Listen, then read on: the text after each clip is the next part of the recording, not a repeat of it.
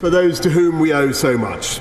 Since the House last met, our armed forces, diplomats and civil servants have completed the biggest and fastest emergency evacuation in recent history, overcoming every possible challenge in the most harrowing conditions and bringing 15,000 people to safety in the UK, and helping 36 other countries airlift their own nationals. They faced the pressure of a remorseless deadline and witnessed a contemptible terrorist attack at the very gates of the airport, with 2 British nationals and 13 of our American allies among the dead. But they kept going, and in the space of a fortnight, they evacuated our own nationals alongside Afghan friends of this country who guided, translated and served with our soldiers and officials, proving their courage and loyalty beyond doubt, sometimes in the heat of battle. The whole House will join me in commending the courage and ingenuity of everyone involved in the Kabul airlift, one of the most spectacular operations in our country's post-war military history. This feat exemplified the spirit of all the 150,000 British servicemen and women who deployed in Afghanistan over the last 2 decades, of whom 457 laid down their lives and many others suffered trauma and injury. Thanks to their efforts, no terrorist attack against this country or any of our Western allies has been launched from Afghanistan for 20 years. They fulfilled the first duty of the British Armed Forces to keep our people safe, and they and their families should take pride in everything they did. Just as they kept us safe, so we shall do right by our veterans. In addition to the extra £3 million we've invested in mental health support through NHS Op Courage, we're providing another £5 million to assist military charities who do such magnificent work, with the aim of ensuring that no veteran's request for help will go unanswered. And now the evacuation of Pitting will give way to Operation Warm Welcome, with an equal effort to help our Afghan friends begin their new lives here in the United Kingdom, and recognising the strength of feeling across the House about the plight of individual Afghans. Years before this episode, we began to fulfil our obligation to those Afghans who had helped us, bringing 1,400 to the UK. Then, in April this year, we expanded our efforts by opening the Afghan relocations and assistance policy. And even before the onset of Operation Pitting, we'd brought around 2,000 to the UK between June and August, and our obligation lives on. So let me say to anyone to whom we've made commitments and who is currently in Afghanistan, we are working urgently with our friends in the region to secure safe passage, and as soon as routes are available, we will do everything possible to help you to reach safety. Over and above this effort, the UK is formally launching a separate resettlement programme, providing a safe and legal route for up to 20,000 Afghans in the region over the coming years, with 5,000 in the first year. We are upholding Britain's finest tradition of welcoming those in need. And I emphasise that under this scheme we will of course work with the UN and aid agencies to identify those we should help, as we have done in respect of those who fled the war in Syria. But we will also include Afghans who have contributed to civil society or who face a particular risk from the Taliban, for example, because of their role in standing up for democracy and human rights, or because of their gender or sexuality or religion. All who come to our country through this safe and legal route will receive not a 5-year visa, but indefinite leave to remain. And our support will include free English courses for adults and 300 university scholarships. We will shortly be writing to local authorities and the devolved administrations with details on funding for extra school places and long-term accommodation across the UK. I'm grateful for everything they are doing, and of course for the work of my honourable friend, the Minister for Afghan Resettlement. I'm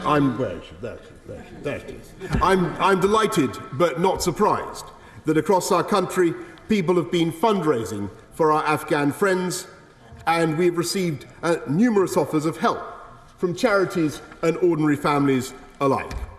And anyone who wishes to join that effort can do so through gov.uk. Mr. Speaker, our first duty is to the security of the United Kingdom.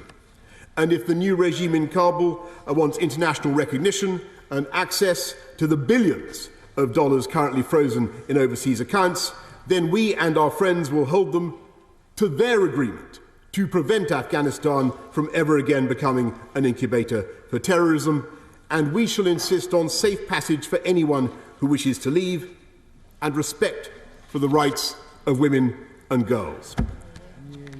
Our aim is to rally the strongest international consensus behind these principles, so that as far as possible the world speaks to the Taliban with one voice. To that end, I called an emergency meeting of the G7 leaders, which made these aims the basis of our common approach. And the UK helped to secure a UN resolution passed by the Security Council last week, making the same demands. Later this month at the UN General Assembly in New York, I'll work with the UN Secretary General Guterres and other leaders to widen that consensus still further. We will judge the Taliban by their actions, not their words, and use every economic, political and diplomatic lever to protect our own countries from harm and to help the Afghan people. We've already doubled the UK's humanitarian and development assistance to £286 million this year, including to help people in the region. Mr. Speaker, on Saturday we shall mark the 20th anniversary of the reason why we went into Afghanistan in the first place. The terrorist attacks on the United States, which claimed 2,977 lives, including those of 67 Britons. And if anyone is tempted to say that we have achieved nothing in that country, or still tempted to say, Mr. Speaker, that we have achieved nothing in that country in 20 years, tell them that our armed forces and those of our allies enabled 3.6 million girls to go to school.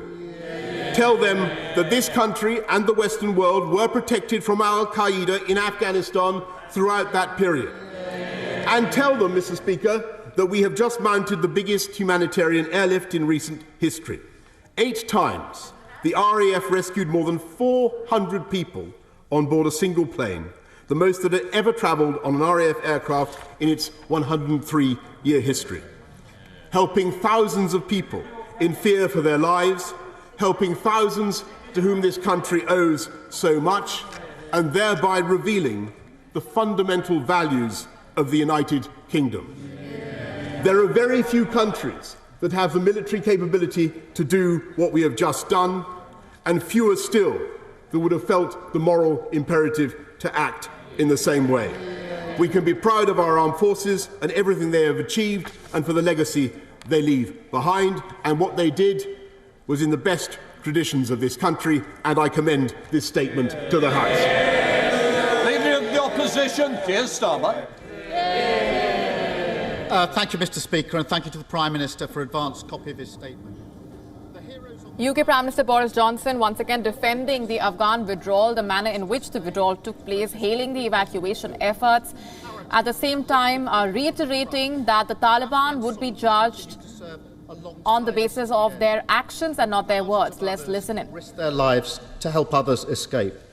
They faced deadly violence and deliberately engineered chaos with courage, with calm and with determination. Thanks to their remarkable efforts, thousands were evacuated, British nationals have returned safely to their families, and Afghan friends are starting a new life here in Britain. Speaking directly to those who served in Operation Pitting, I say thank you. Your service deserves recognition and honour, and I hope that the Prime Minister will accept Labour's proposal to scrap the 30-day continuous service rule so that medals are awarded for your bravery. The entire Army, our armed forces and veterans deserve proper support for mental health. The new funding announced today is welcome, but it's unlikely to be enough. Previous funding was described, Mr. Speaker, as scandalous by the Select Committee, and the Office for Veterans Affairs is still being cut. All those involved deserved political leadership equal to their service, but they were let down. They were let down on strategy. The Prime Minister underestimated the strength of the Taliban, despite intelligence warnings that rapid Taliban advances could lead to the collapse of the Afghan security forces, a return to power of the Taliban, and our embassy shutting down amid reduced security. The government continued to act on the assumption that there was no path to military victory for the Taliban. Complacent and wrong. They were let down, Mr. Speaker, by lack of planning. 18 months passed between the Doha Agreement and the fall of Kabul. Yet, as the Prime Minister now concedes, only 2,000 of the 8,000 people eligible for the Arab scheme had been brought to Britain. 2,000 of 8,000. A strategic review was published to much fanfare, but it didn't mention the Taliban, NATO withdrawal or the Doha Agreement. And the Prime Minister only convened a G7 meeting on Afghanistan after Kabul was lost. Because of this lack of leadership, the government has left many behind to whom we owe so much. MPs in the last few weeks have had thousands of desperate calls from people trying to get to safety. Many remain in danger, including the Afghan guards who protected the British Embassy.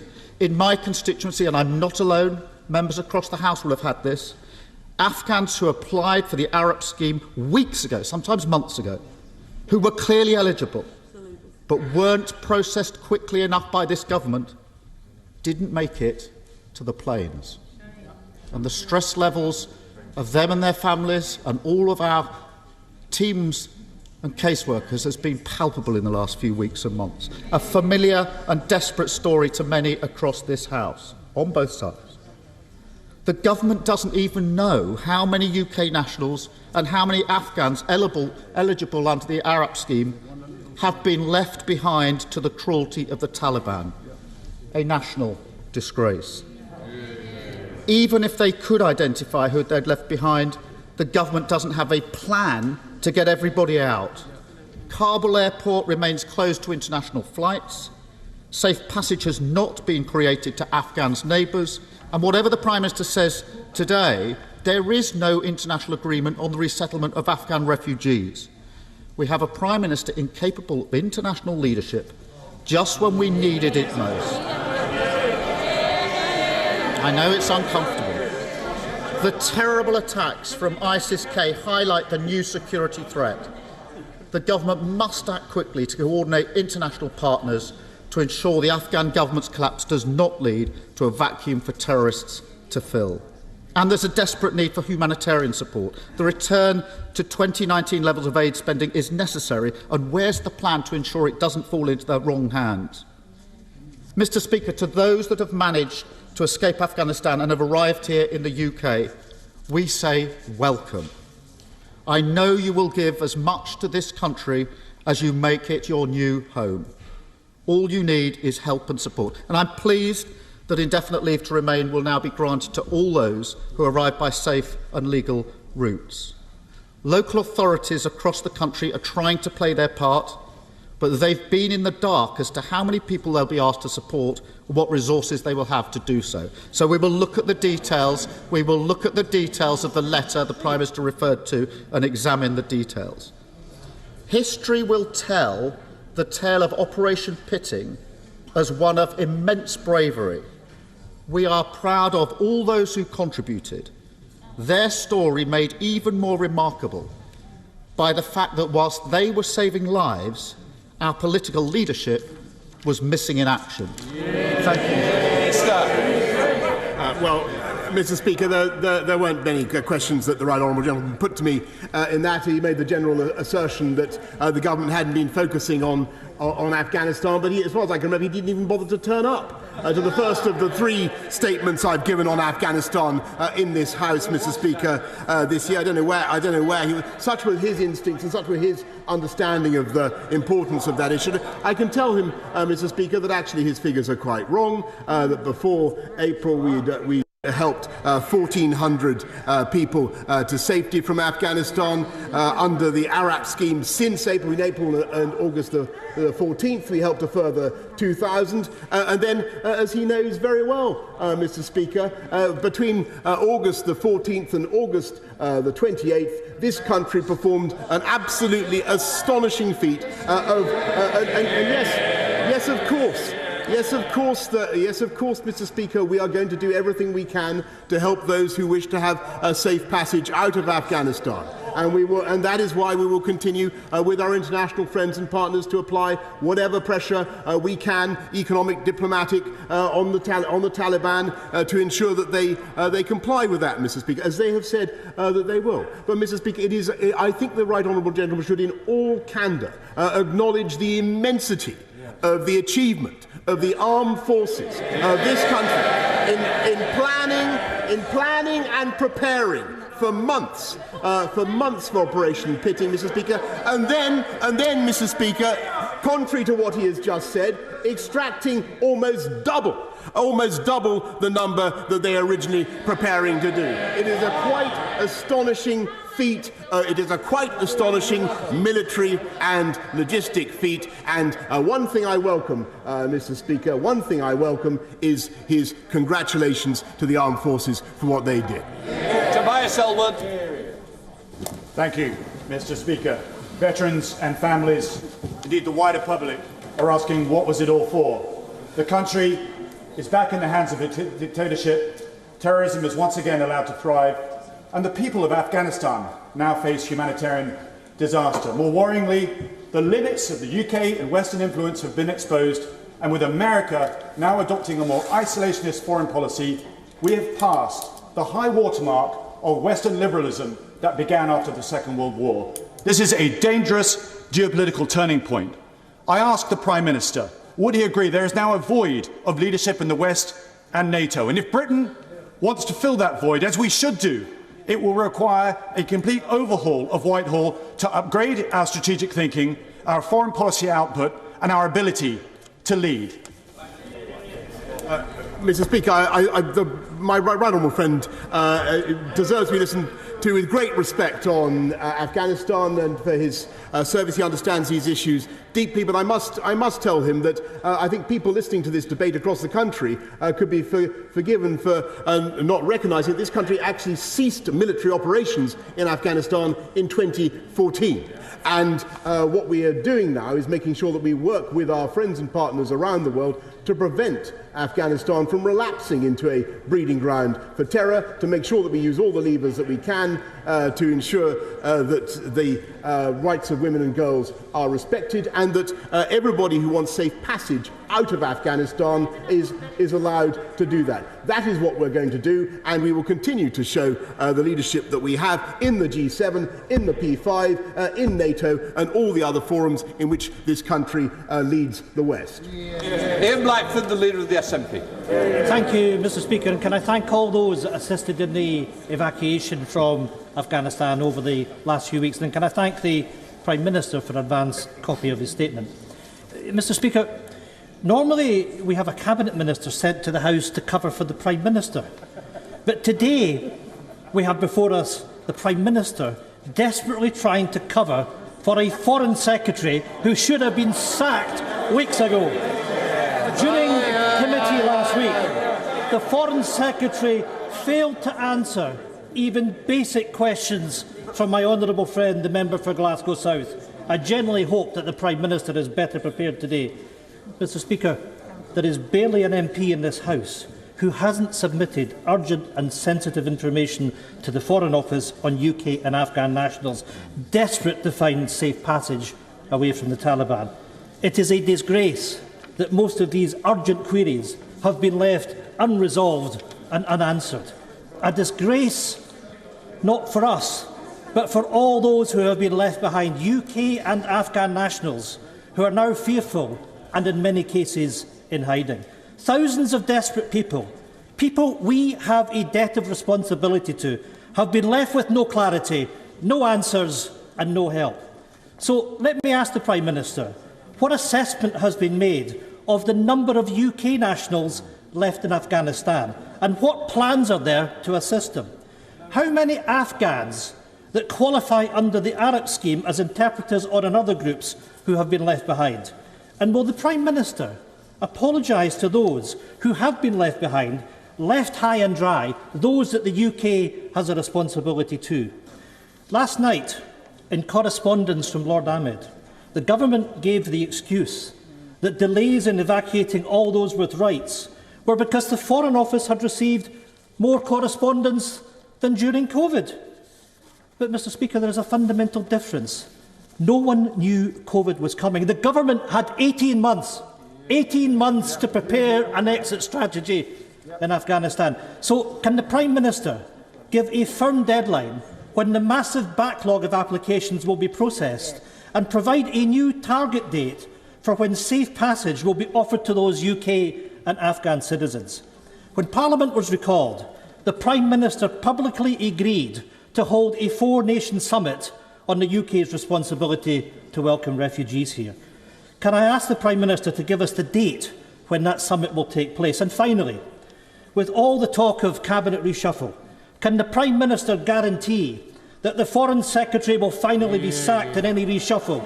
Or does he intend to reward incompetence? Always, Mr Speaker, happy to meet representatives of the Scottish Government and other devolved administrations, of course, Mr Speaker. But he asked some specific questions about the handling of requests from those still in Afghanistan. I can, and those who've been interceding on their behalf. I can tell him that by close of play today, every single one of the emails from colleagues around this House will be